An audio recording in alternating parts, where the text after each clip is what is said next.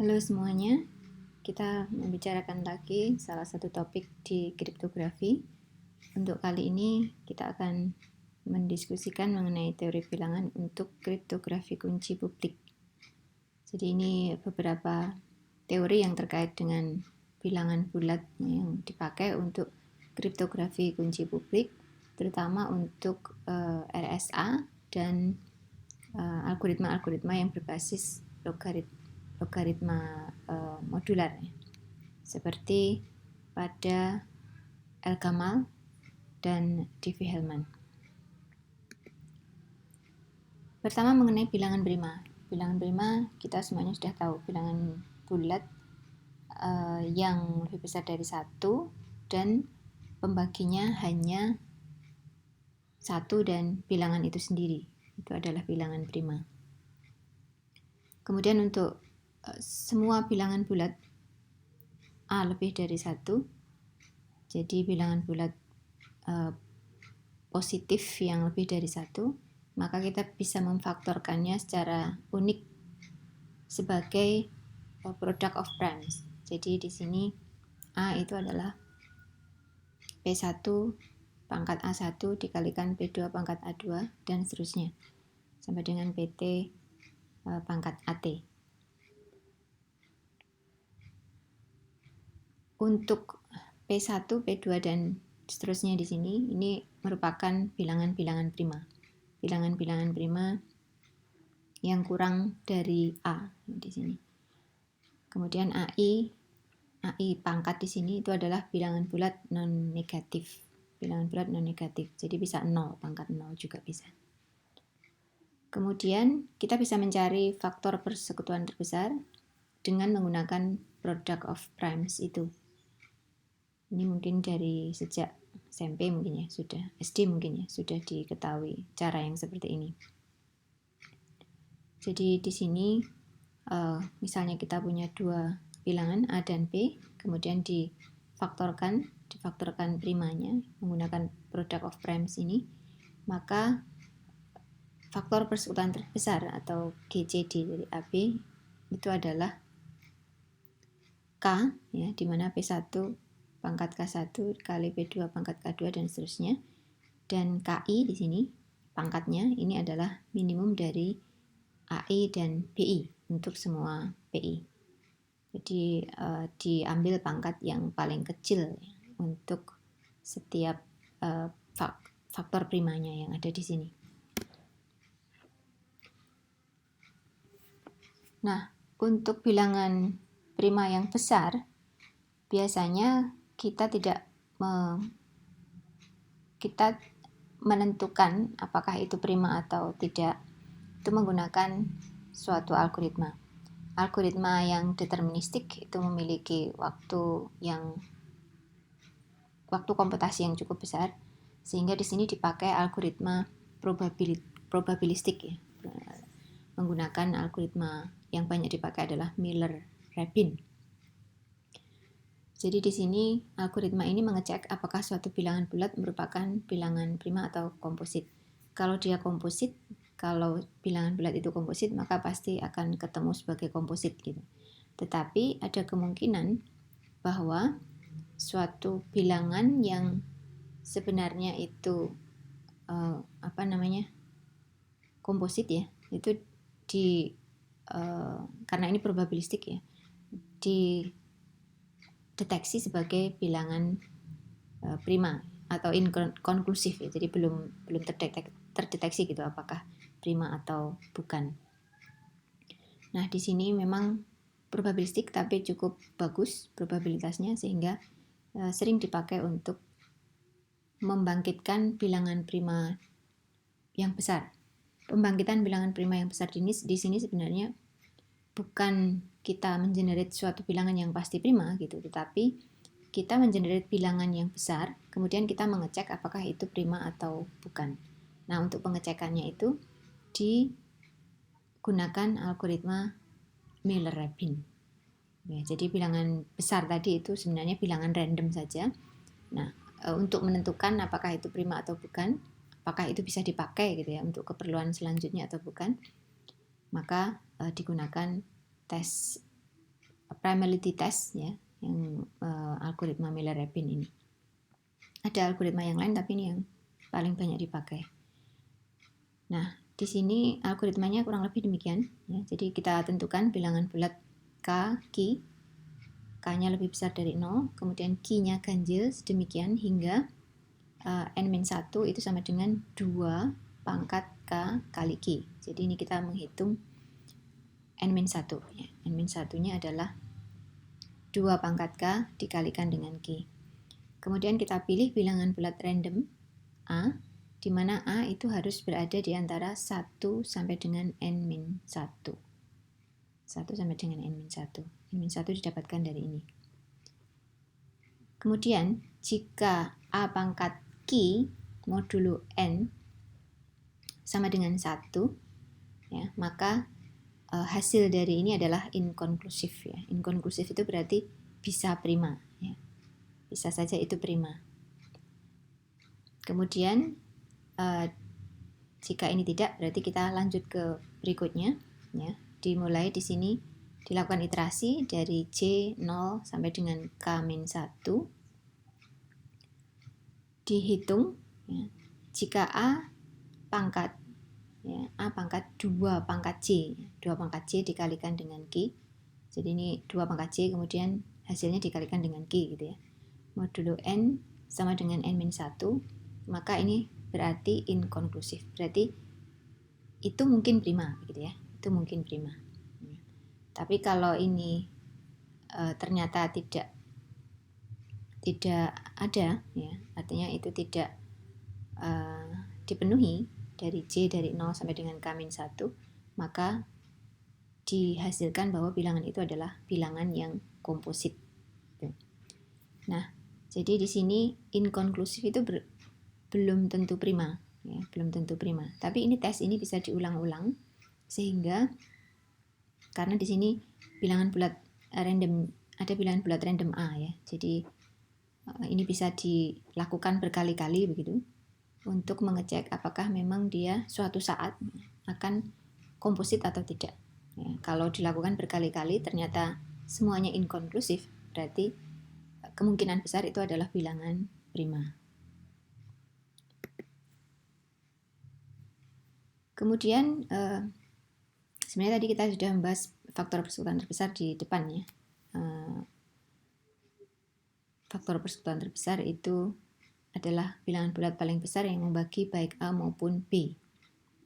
Nah, kita menotasikannya bisa menggunakan GCD ini atau FPB. Ya. Kemudian faktor persekutuan terbesar dari 0 dan 0 itu adalah 0 sendiri. Kemudian untuk faktor ini itu harus bilangan bulat positif ya, bilangan bulat positif. Jadi yang kita perhitungkan di sini adalah bilangan bulat positif gitu. Nah, kalau dua buah bilangan itu hanya memiliki satu faktor persekutuan yaitu 1, maka kedua bilangan itu disebut sebagai bilangan yang relatif prima. Bilangan relatif prima itu misalnya adalah 8 dan 15 di sini. Karena faktor persekutuan dari 8 dan 15 itu ya 1 itu sendiri, tidak ada yang lain. Ini adalah bilangan yang relatif prima. 2 ini ya. Artinya 8 sendiri bukan bilangan prima, 15 juga bilangan prima gitu, tapi mereka saling relatif prima satu dengan yang lain. Kemudian untuk faktor persekutuan mencari faktor persekutuan terbesar sendiri, kita bisa menggunakan algoritma Euclid-nya. Ini sepertinya sudah dibahas pada teori bilangan untuk AES ya. Kita bahas secara cepat. Jadi di sini misalnya kita ingin mencari faktor persekutuan terbesar antara A dengan B, A-nya lebih besar sama dengan B, maka A-nya itu kita nyatakan sebagai B dikalikan dengan quotient-nya ya, Q1 ditambah dengan remainder-nya. Jadi di sini A itu kita nyatakan sebagai perkalian gitu ya, dari B dengan suatu quotient di sini, kemudian ditambah dengan sisanya berapa. Nah, karena di sini B-nya lebih dari R1, ya, R1-nya di sini kalau R1-nya sama dengan 0, maka sebenarnya B-nya membagi A ya. Jadi di sini B-nya membagi A berarti B-nya itu merupakan faktor dari A gitu. Kalau R1-nya sama dengan 0. Karena B-nya lebih dari R1, maka B-nya bisa kita nyatakan lagi sebagai perkalian ya antara R2 R1 ya, dengan pengalinya adalah Q2, kemudian sisanya adalah R2, kurang lebih seperti ini. Nah, proses ini terus diulang ya. Nanti akan didapatkan remainder yang berupa 0 pada suatu langkah. Nah, saat itulah kita kemudian berhenti. Jadi di sini B lebih kecil dari A, jadi A-nya lebih besar, maka A-nya kita nyatakan sebagai B kali Q1, kemudian ditambah dengan R1. Kemudian B ini sendiri nanti dinyatakan sebagai Q2 kali R1. R1 di sini adalah remainder untuk operasi yang pertama tadi. Ya. Ini ditambah dengan R2. Kemudian R1 ini dinyatakan sebagai Q3 kali R2 ditambah dengan R3. Dan seterusnya sampai pada akhirnya nanti akan kita dapatkan Rn-1 itu adalah Qn plus 1 dikalikan dengan Rn ditambah dengan 0. Ini sisanya 0. Nah, ketika sisanya 0 ini, maka proses berhenti. Nah, berarti di sini faktor persatuan terbesar dari A dan B itu adalah Rn. Rn ini adalah pembagi untuk Rn-1 dengan pengalinya itu adalah Qn plus 1. Hasil baginya adalah Qn plus 1. Kemudian aritmetika secara umum itu biasanya tidak menggunakan modularitas ya. Nah, di sini ada aritmetika modular. Jadi di sini semua operasinya menggunakan modulo. Jadi A modulo N itu adalah sisa dari A dibagi dengan N. N-nya disebut sebagai modulus. Ini contohnya ya. 11 modulo 7 adalah 4, min 11 modulo 7 adalah 3. Misalnya. Nah, ini karena sebenarnya kita mencari bilangan yang lebih kecil dari min 11 ya, yaitu min 14 yang merupakan kelipatan 7. Nah, sisa dari atau pengurangan ya, min 11 dikurangi dengan min 14 itu adalah 3.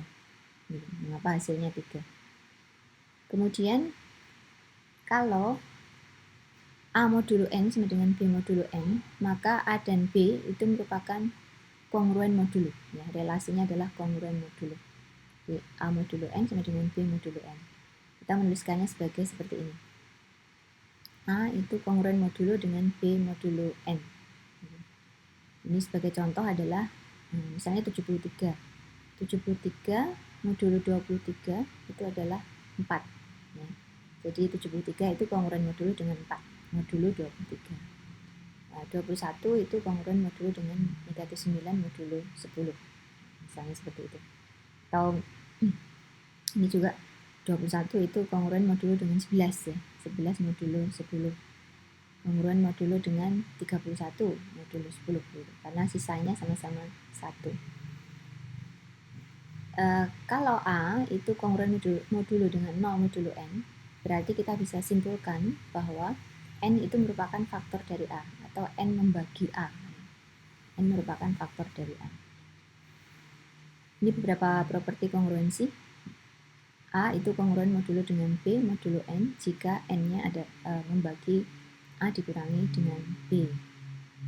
Kemudian A kongruen modulo dengan B modulo N, itu berarti B itu kongruen modulo dengan A modulo N. Jadi ini sifatnya komutatif. Ya.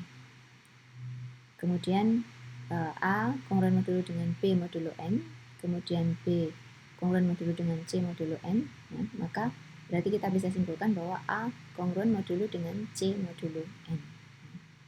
Kira-kira seperti itu. Jadi ini beberapa propertinya. Nah, faktor persatuan terbesar itu bisa kita nyatakan sebagai kombinasi linier. Di sini ada teorema yang disebut sebagai teorema Bezout. Jika A dan B adalah bilangan bulat positif, maka terdapat bilangan bulat S dan T, ya, sedemikian hingga faktor persekutuan terbesar antara A dengan B itu bisa kita nyatakan sebagai S kali A ditambah dengan T kali B. Jadi faktor persekutuan terbesar di sini itu kita nyatakan sebagai A dikalikan dengan suatu pengali S, ya, ditambah dengan B dikalikan dengan suatu pengali T. Jadi ini di sini ada A dan ada B, A dan B. Kemudian jika A dan B adalah bilangan bulat positif, maka bilangan bulat S dan T di mana faktor persekutuan terbesar A dengan B itu adalah SA ditambah TB itu disebut sebagai Bezout coefficient atau koefisien Bezout dari A dan B. Di S dan T-nya dalam persamaan ini itu disebut sebagai Bezout coefficient. Kemudian faktor persekutuan terbesar A, B itu adalah SA ditambah TB, itu merupakan Bezout identity, identitas Bezout. Jadi ini persamaan ini sendiri disebut sebagai identitas Bezout.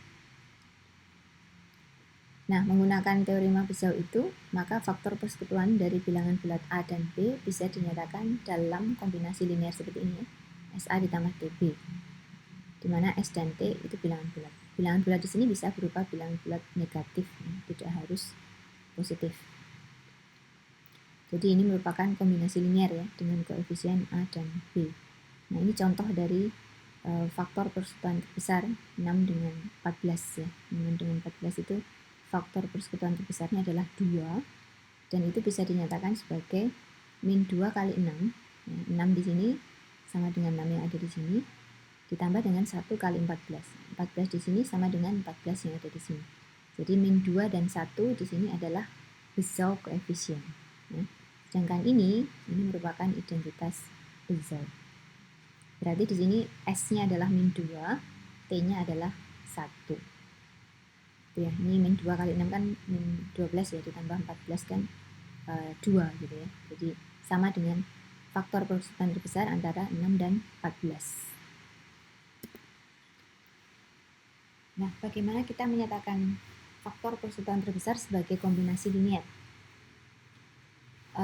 Di sini ada contoh ya, misalnya kita ingin menyatakan faktor persekutuan terbesar antara 252 dan 198 ya, yaitu 18 sebagai kombinasi linear dari A dan B-nya itu sendiri ya, 252 dan 198.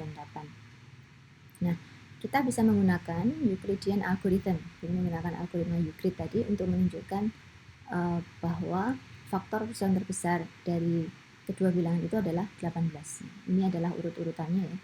252 itu adalah 198 kali 1 ditambah 54. Kemudian 198 itu adalah 54 kali 3 ditambah 36. Dan 54 ini ya, itu adalah 36 kali 1 ditambah 18. Dan yang terakhir 36 ini adalah 2 kali 18. Di sini sudah tidak, sisanya adalah 0, sehingga kita bisa simpulkan bahwa 18 itu merupakan faktor persekutuan terbesar antara 252 dan 198. Nah, bagaimana kita mencari S dan T-nya? Kita menggunakan ini sini ya, menggunakan hasil dari algoritma Euclid. Di sini kita mulai dari 3 dan 2 maaf. 3 di sini adalah ini ya. Ini kita nyatakan sebagai 18 itu sama dengan 54 dikurangi dengan 1 kali 36. Kemudian yang ini juga bisa kita nyatakan sebagai 36 sama dengan 198 dikurangi dengan 3 kali 54. Nah, kemudian kita bisa melakukan substitusi ini, ya, substitusi persamaan ke-1 ke persamaan kedua. Persamaan kedua ke persamaan ke-1. Nah, ini disubstitusi ke sini ya. Sehingga 18 itu sama dengan 54 dikurangi 1 kali 36. Ya. Nah, 36-nya di sini disubstitusi dengan ini. 36 ini disubstitusi dengan ini. Jadi 1 kali 198 dikurangi 3 kali 54. Nah, ini hasilnya bisa kita kelompokkan ya. Maksudnya di sini ada 54, di sini juga ada 54 gitu. Ini 54 kali 1 di sini berarti 3 ya. Min 1 kali min 3. Jadi 3 kali 54 berarti totalnya adalah 4 nih. 4 kali 54 dikurangi dengan 1 kali 198. Nah, ini hasil substitusi persamaan ke-2 ini ke persamaan ke-1. Nah, kemudian dari situ kita bisa melakukan substitusi lagi ya, ke persamaan yang pertama yang ada di sini. Gitu ya. Jadi di sini dihasilkan bahwa 18 itu adalah 54, 4 kali 54 dikurangi 1 kali 198. Nah, untuk satu ini bisa kita nyatakan sebagai 54 sama dengan 252 ini ya. 54 itu adalah 252 dikurangi 1 kali 198. Dikurangi 1 kali 198 ya. Nah, kemudian yang hasil tadi itu kita kita substitusi ya, sehingga dihasilkan di sini 18 itu adalah 54 nya ini 54-nya maaf yang ini ya 4 kali 54. Nah 54-nya di sini kita ganti dengan 252 dikurangi 1 kali 198. Jadi 4 kali 252 dikurangi 1 kali 198 ini. Jadi hasil dari ini tadi 18 sama dengan ini kita substitusi ya, dengan persamaan ke yang satu yang pertama ini. Sehingga dihasilkan 4 kali 252 dikurangi 1 kali 198 dikurangi 1 kali 198. Di sini ada 198, di sini juga ada 198. Yang depan ini adalah min 4, ya, yang belakang adalah min 1, berarti hasilnya adalah min 5. Nah, hasil secara keseluruhan adalah 4 kali 252 dikurangi 5 kali 198. Nah, ini berarti kita sudah menyatakan 18 sebagai kombinasi linear dari 252 dan 198. Nah, di sini besar koefisiennya adalah 4 dan negatif 5. Nah, negatif 5 ya ini ya. Ini harusnya negatifnya dikasih warna merah juga.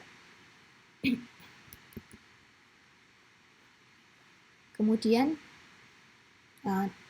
tadi itu sebenarnya bisa kita pakai untuk mencari inverse ya. Inverse dari A modulo M. Nah, inverse dari A modulo M itu adalah A inverse ya. Di mana A kali A inverse itu harus sama dengan 1 modulo M. Ini mungkin harusnya kongruen ya, kongruen modulo. Jadi A kali A inverse harus kongruen modulo dengan 1 modulo M. Jadi A kali A inverse ini dikalikan ini hasilnya harus sama dengan 1 modulo M. Artinya kalau ini dimodulukan dengan M, hasilnya adalah 1. Ya. Kemudian ada teorema di sini yang menjamin bahwa A modulo M ada jika A dan M relatif prima. Jadi kalau A dan M itu relatif prima, maka dijamin bahwa inverse ya, mungkin kurang ya, inverse dari A modulo M itu ada. Jadi jika A dan M bilangan bulatnya relatif prima dan M-nya lebih besar dari 1, maka inverse dari A modulo M pasti ada. A dan M harus relatif prima. Dan inverse tersebut unik terhadap modulo M. Uniknya berarti di sini dalam Zm ya. Artinya untuk bilangan bulat yang lebih besar dari M tentunya nanti berulang gitu ya. Tetapi untuk Zm maka dia unik gitu ya, hanya ada 1. Bagaimana cara mencari inverse? Nah, di sini kita menggunakan tadi Bessel koefisien dan algoritma Euclidean. Jadi misalnya kita ingin mencari inverse dari 3 modulo 7 gitu ya. Di sini harus dipastikan dulu ya bahwa faktor persekutuan terbesar dari 3 dan 7 itu adalah 1. Jadi berarti di sini inverse dari 3 modulo 7 itu ada. Ini artinya 3 dan 7 relatif prima gitu ya. Karena mereka relatif prima pasti memiliki inverse ya. Jadi inverse dari 3 modulo 7 itu pasti ada. Nah, kita menggunakan algoritma Euclid. 7 itu adalah 2 kali 3 ditambah 1. 2 kali 3 ditambah 1. Jadi ini adalah sisanya ya, sisanya yang paling kecil. Maka dari persamaan itu diperoleh min 2 kali 3 ditambah 1 kali 7 sama dengan 7. Nah, kita bisa melihat bahwa min 2 dan 1 itu merupakan koefisien Bezold dari 3 dan 7. Karena ini FPV-nya kan 1 ya. FPV-nya 1 itu dinyatakan dalam kombinasi linear seperti ini. Berarti min 2 dan 1 ini adalah Bezold koefisiennya. 3 dan 7 adalah bilangan itu sendiri ya. Sehingga bisa kita simpulkan bahwa min 2 itu merupakan inverse ya dari 3 modulo 7. Jadi min 2 itu adalah inverse dari 3 modulo 7. Nah, ini unik ya. Artinya dalam ZM itu berarti Z7 ya di sini, Z7 itu berarti 0 sampai dengan 6, maka satu-satunya inverse-nya ya 5 ini. Tetapi di luar itu tentunya akan berulang. Jadi min 9 itu juga inverse, 12 itu juga inverse ya. Kemudian nanti 12 tambah 7 ya, berarti 19 itu juga akan merupakan inverse ya, dan seterusnya. Jadi inverse-nya unik tapi terhadap Zm sendiri, jadi terhadap 7 di sini. Nah, ini contoh yang lebih panjang untuk mencari inverse, ya, inverse dari 101 modulo 4620. Kita gunakan di sini algoritma Euclidean ya, untuk menunjukkan bahwa mereka relatif prima, saling relatif prima. Ini adalah algoritma Euclidean yang kita pakai ya, 4620 itu 45 kali 101 tambah 75 ya, dan seterusnya. Kemudian dari yang kedua paling bawah ini ya, dari sini kita bisa nyatakan 1 itu sebagai 3 dikurangi 1 kali 2. Kemudian kita substitusi lagi ya, dengan yang di atasnya. Jadi 3 itu adalah 1, ini 2-nya disubstitusi dengan 2 yang ini ya. Itu bisa dinyatakan dengan 23 dikurangi 7 kali 3. Kira-kira seperti itu. Ini berarti ada 3-nya, di sini ada 3, di sini juga ada 3, dikumpulkan menjadi 8 kali 3. Dan seterusnya seperti itu. Jadi ini dari hasil ini, kemudian yang 3-nya itu bisa kita substitusi dari ini, dari persamaan ini. Sehingga hasilnya adalah seperti ini ya. Dan seterusnya, sehingga pada akhirnya kita nyatakan ya, 1 itu sebagai kombinasi linear dari 4, 6, 20 dan 101. Nah, di sini yang kita dapatkan Bezold koefisiennya adalah min 35 dan 1601. Nah, berarti inverse dari 101 modulo 4620 itu adalah 1601. Ini adalah inverse-nya. Gitu. Karena ketika ini kan berarti ini adalah kelipatan dari 4620 ya.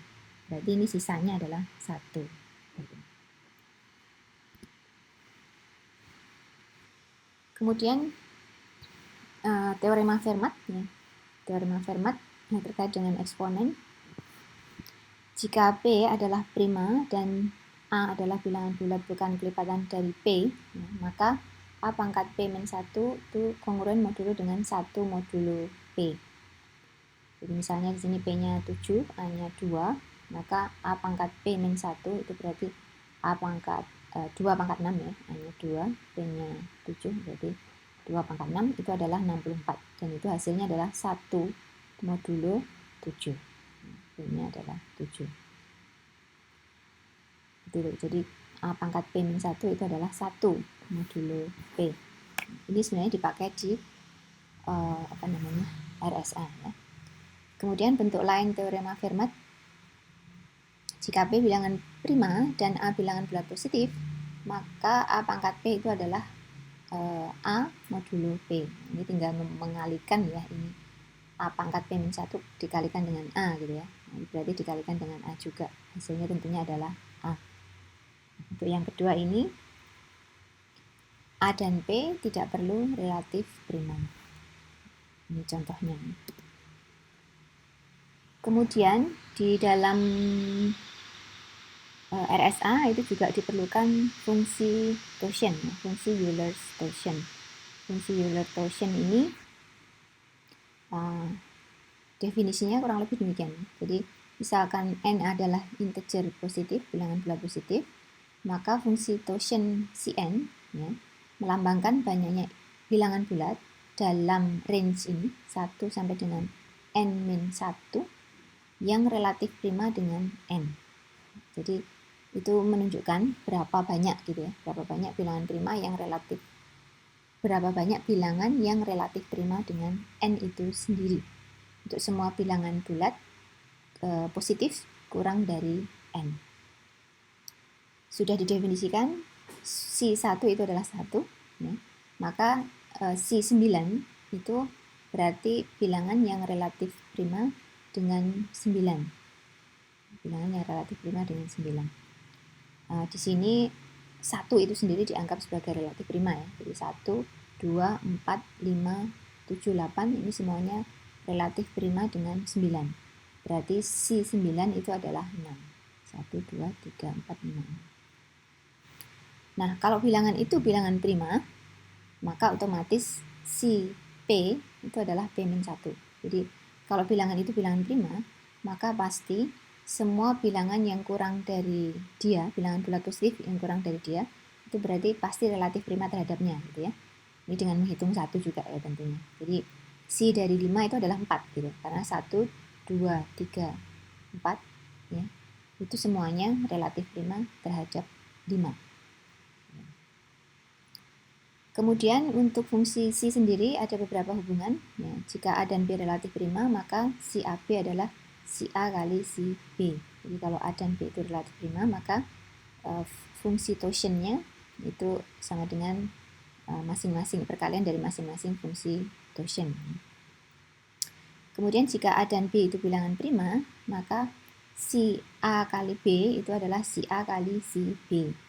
Nah, si A di sini adalah A-1 tadi seperti yang saya sampaikan, kemudian si B-nya juga B-1 karena mereka masing-masing prima ya, A dan B-nya. Nah, jadi si dari 21 itu adalah si 3 kali si 7. 2 kali 6 sama dengan 12. Kemudian jika P adalah prima, maka si P pangkat K adalah P pangkat K dikurangi dengan P pangkat K-1. Kemudian ada teorema Euler ya di sini ya, yang terkait dengan fungsi Taussian tadi. Misalkan n adalah integer positif, bilangan bulat positif, dan A itu relatif prima terhadap n, maka A pangkat si n itu kongruent modulo dengan 1 modulo n. Ini contohnya n-nya 9, tadi si n-nya adalah 6. Gitu ya.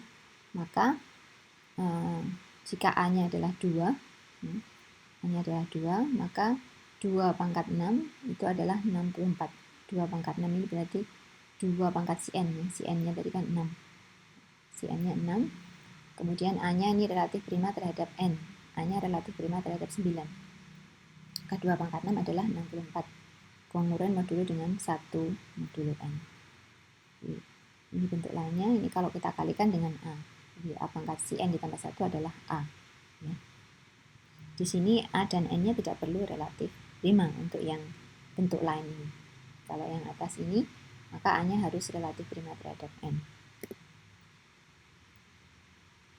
Kemudian untuk perpangkatan bilangan bulat modulo n, ya. Jadi kita bisa menggunakan operasi perpangkatan, tapi dilakukan terhadap aritmetika terhadap Zn ya. Jadi operasinya di sini menggunakan modulo juga, masih melibatkan modulo. Sebelumnya sudah kita ketahui A pangkat si n itu adalah 1 modulo n. Di sini A dan n-nya relatif prima, kemudian si n-nya adalah fungsi Taussian Euler. Secara umum kita bisa mengekspresikan dalam bentuk demikian ya. A pangkat m itu adalah 1 modulo n. Ya. Nah, m-nya di sini adalah salah satunya yang bisa memenuhi itu adalah si n. Ya. Kalau A dan N-nya relatif prima. Jadi ini pasti terpenuhi ya kalau A dan N-nya relatif prima. Salah satu yang memenuhi itu adalah ketika M-nya sama dengan si N ini. Nah, eksponen paling kecil dari M yang memenuhi persamaan itu disebut sebagai order dari A modulo N atau panjang periode yang dibangkitkan oleh A. Ini bisa dua-duanya. Nah, ini contoh dari pangkat bilangan bulat. Untuk yang ini adalah modulo 5. Modulo 5 berarti kita mulai dari pangkat 1 ya, pangkat 2, pangkat 3, dan pangkat 4. Panjang atau sequence dari A untuk setiap basis di sini ditunjukkan dengan kotak yang ada shadingnya ya di sini. Jadi di sini misalnya untuk A ya, A-nya sendiri itu 1, 2, 3, 4 ya. Kemudian kalau dipangkatkan 2, maka jika A-nya 1 ini adalah 1, jika A-nya 2 adalah 4, A-nya 3 adalah 4, A-nya 4 adalah 1. Kemudian ini sekali lagi adalah modulo 5 ya. Jadi artinya di sini 3 kuadratnya. 3 pangkat 2 itu maksudnya 3 pangkat 2 modulo 5 gitu ya. Jadi 3 pangkat 2 adalah 9, modulo 5 itu berarti 4. Ini juga demikian ya. Ini 2 pangkat 2 modulo 4. Modulo 5 ya. Jadi 4 modulo 5 yaitu 4. Kemudian 2 pangkat 3 modulo 5 itu berarti 8 modulo 5 yaitu 3. 2 pangkat 4 modulo 5 berarti 16 modulo 5 yaitu 1. Nah, ini juga demikian ya. 3 pangkat 3 itu berarti 27 modulo 5 hasilnya adalah 2. Nah, kemudian 3 pangkat 4 modulo 5 itu hasilnya adalah 1. Nah, ini juga seperti itu. Nah, inilah yang disebut sebagai order dari A ya, order dari A. Jadi yang ini, yang apa namanya, bilangan yang sebelum 1 gitu ya, bilangan yang sebelum 1 atau yang diakhiri dengan 1, diakhiri dengan 1. Jadi ini 1 ordernya, ini adalah 4, ini 4, ini 2 gitu. Nah, kalau kita perhatikan sebenarnya ada keteraturan di sini ya. Jadi semua sequence itu berakhir di 1, setelah itu akan berulang. Artinya ini karena hanya ada 1, berarti 1, 1, 1 terus semua gitu. Nah, ini nanti kalau diperpanjang nanti akan 2, 4, 3, 1, kemudian nanti akan 2, 4, 3, 1 juga. Ini yang 4 ini 4, 1, kemudian 4, 1 lagi. Nah, panjang sequence ini atau ordernya ini semuanya merupakan faktor dari C5. C5 di sini adalah 4.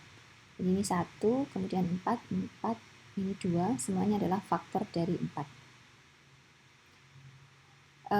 Ketika A sama dengan 2 dan A sama dengan 3, ini panjangnya adalah maksimum, yaitu 4, maka ini adalah bilangan yang membangkitkan himpunan bilangan bulat positif modulo 5. Dan ini disebut sebagai akar primitif. Akar primitif dari modulo 5. Jadi 2 dan 3 ini adalah akar primitif dari modulo 5. Kira-kira seperti itu. Jadi yang panjangnya merupakan panjang yang paling lengkap ya. Jadi dalam hal ini adalah 4. Karena C5 itu adalah 4. 2, 4, 3, 1. 3, 4, 2, 1. Seperti itu. Jadi ini adalah 2 dan 3 di sini adalah akar primitif dari modulo 5. Nah, kita menggunakan akar primitif itu untuk Diffie-Hellman dan juga untuk Gamal ya. Sedangkan untuk lebih lanjut lagi ya, kita menggunakan logaritma untuk aritmatika modular, salah satunya untuk Diffie-Hellman dan juga untuk Gamal. Ini beberapa properti dasar untuk logaritma. Y itu adalah X pangkat logaritma dari X Y, kemudian logaritma dari X, logaritma basis X dari 1 itu adalah 0, dan seterusnya di sini ya. Logaritma basis X dari Y ditambah Y kali Z itu adalah logaritma basis X dari Y ditambah logaritma basis X dari Z ya. Kemudian untuk suatu bilangan bulat B, maka akar primitif A dan bilangan prima P itu dapat ditentukan eksponen unik sedemikian hingga B itu adalah kongruen modulo dengan A pangkat I modulo P. Jadi ketika kita memiliki relasi seperti ini, B adalah kongruen modulo dengan A pangkat I modulo P, ya, maka I-nya, eksponen ini disebut sebagai logaritma diskrit bilangan B, untuk basis A modulo P, gitu ya. Ini agak panjang ya. Logaritma diskrit bilangan B untuk basis A modulo P. A modulo P sekali lagi itu adalah rasi dasar aritmetikanya ya. I-nya adalah eksponennya. Nah, eksponen ini kalau biasanya kan disebut sebagai logaritmanya ya. Nah, jadi di sini kita notasikan karena di sini menggunakan logaritma diskrit ya, menggunakan aritmetika modular, maka I-nya merupakan D-log, ya, discrete logarithm ya, dari bilangan bulat B untuk basis A modulo P. Jadi AP di sini adalah basis A modulo P, sedangkan B-nya itu adalah bilangannya ya, yang ini di depan. Dan ini bisa dipakai juga untuk bilangan bulat bukan prima nantinya. Kemudian beberapa propertinya, logaritma diskrit ya untuk 1 basis A modulo P itu adalah 0. Kemudian logaritma diskrit untuk A basis A modulo P itu adalah 1. Kemudian penyederhanaan itu berlaku ya di sini ya. X Y modulo P itu adalah X modulo P, Y modulo P begitu ya. Kemudian yang untuk untuk logaritmanya sendiri itu juga berlaku seperti ini. Jadi ini ada X kali Y di sini, maka kita bisa menggunakan X sendiri dulu modulo P, kemudian yang Y sendiri modulo P, ya, hingga hasilnya seperti ini. Kemudian properti lain di sini berkaitan dengan teorema Euler ya. XY itu berarti D log AP X ditambah D log AP Y ya, modulo si P. Kemudian Y pangkat R itu berarti R kali ya, R kali D log AP Y modulo si P. Nah, yang lainnya adalah logaritma diskrit untuk ini akan unik ya, unik terhadap modulo M. Itu kalau hanya ada jika A-nya adalah akar primitif dari M. Jadi kita di sini harus menggunakan akar primitif dari M supaya logaritma diskritnya unik ya, unik modulo M terhadap basis A. Kalau kita tidak menggunakan akar primitif, maka logaritma diskritnya tidak unik. Nah, ini contoh penggunaannya. Jadi di sini yang tadi perpangkatan bilangan bulat modulo 5, kita bisa dari sini itu, maka kita bisa membuat tabel logaritmanya. Sekali lagi di sini logaritmanya itu adalah pangkatnya ya. Ya, jadi misalnya untuk n-nya 1, ini untuk n-nya 1, maka logaritma diskrit dari n ya, basis 2 modulo 5 itu adalah 4 gitu ya. Jadi ketika n-nya 1 di sini untuk basis 2 ini ya, jadi yang ini misalnya. Yang ini n-nya 1 berarti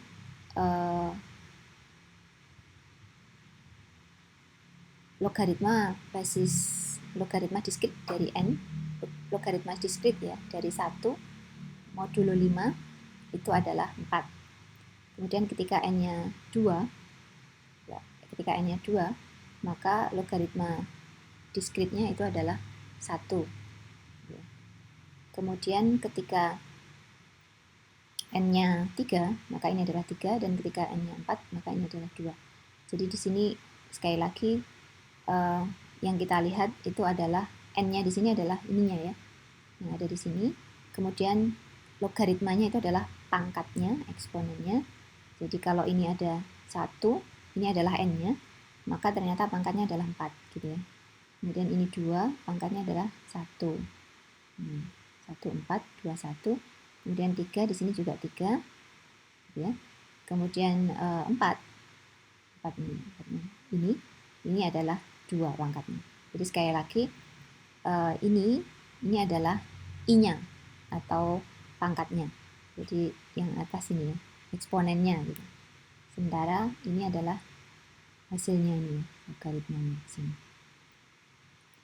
Nah, untuk yang basis 3 dengan cara yang sama, itu berarti ketika n-nya 1, di sini 4. Ketika n-nya 2, ya, di sini pangkatnya adalah 3. Ketika n-nya 3, pangkatnya adalah 1. Dan ketika n-nya 4, pangkatnya adalah 2. Kira-kira seperti itu. Jadi, itu makna dari logaritma diskrit. Nah, kalau kita menggunakan modulo yang bukan prima, misalnya 9, maka yang kita gunakan di sini bukan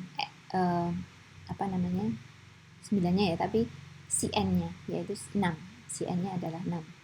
Ya, dan 2 itu adalah akar primitifnya. Mengapa seperti itu? Karena kalau kita lihat di sini 2 pangkat 0, 1, 2 pangkat 1, 2, 2 pangkat 2, 4, 2 pangkat 3, 8, 2 pangkat 4, 7, 9. Kemudian 2 pangkat 5 itu adalah 5 modulo 9. 2 pangkat 6 itu adalah 1 modulo 9. Nah, ini kita bisa lihat di sini 0, 1, 2, kemudian 4, 1, 2, 3, 4, 5, 6. 1, 2, 3, 4, 5, 6. Di sini untuk bilangannya mulai dari 1, kemudian 2. Ini mungkin yang 0 biasanya tidak ditulis ya. Misalnya di sini sebenarnya kita biasanya tidak menggunakannya. Gitu. Jadi kalau untuk 0, logaritmanya 0 ini berarti bilangannya 1, logaritmanya 1, bilangannya 2, logaritmanya 2, 4, ya, 3 itu 8, kemudian 4 itu 7, ya, 5 adalah 5. Setelah itu nanti akan berulang kembali. 1, 2, 4, 8, 7, 5. Ini cara yang lain untuk representasikannya. Jadi n-nya di atas, kemudian logaritmanya di bawah. Ini dibalik saja sih. Ini dibalik saja. Kira-kira seperti itu. Nah, ini untuk yang non prima. Tetapi untuk